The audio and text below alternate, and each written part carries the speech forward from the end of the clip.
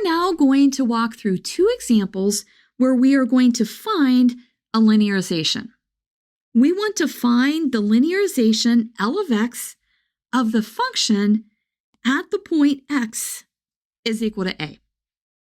The first function that we are going to be finding the linearization of is f of x is equal to x cubed minus 3x squared plus 4, and we are going to be finding that linearization at the point a is equal to 1. I've written down the formula for the linearization L of x, and it's just f of a times f prime of a times x minus a. So let's start with that. Let's go ahead and let's write down what that formula is. L of x is f of a plus f prime at a times x minus a. When you find a linearization, what you have to actually find is f of a and then f prime of a. Our f of a is equal to f at 1, so we just plug 1 into our function up above, and we have 1 minus 3 plus 4, and that is equal to 2. I'm going to highlight that so we can find it when we need it. Now we need to find f prime of a, so we first have to find f prime of x. So f prime of x, looking at f of x up above, is 3x squared minus 6x. And now f prime of a is just f prime at 1, and that is 3 minus 6, which is minus 3. Now we can write down L of x. L of x is f of a, which is 2, plus f prime of a, which is minus 3, times x minus a, which is x minus 1. Typically, when you find linearizations, you don't multiply this answer out because this form is useful when you use L of x to approximate a function that has an x value that is close to 1. Over here on the right, I have graphed our function f of x and then our linearization L of x.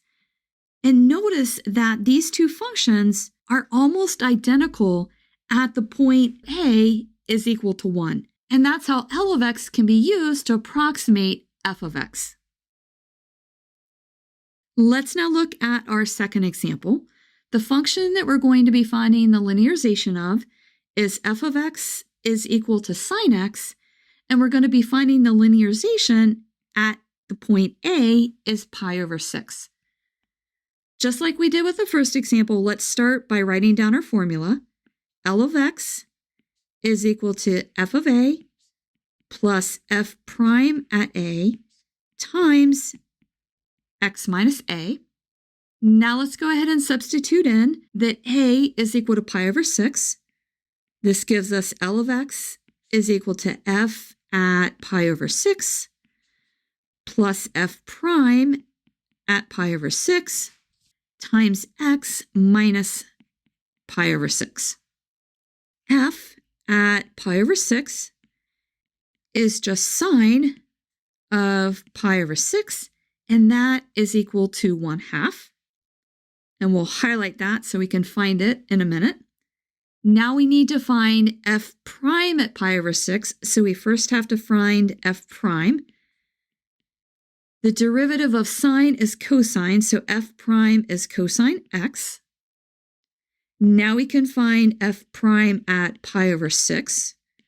That is cosine of pi over 6, which is equal to the square root of 3 over 2. And let's highlight that.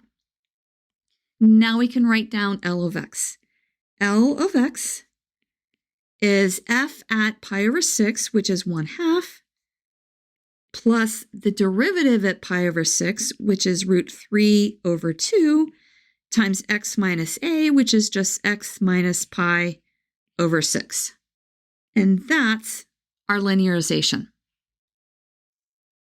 I again went ahead and graphed f of x and L of x. And if we zoom in here, you can see that when x is pi over 6, that's this point right here, L of x and f of x are very close to the same value.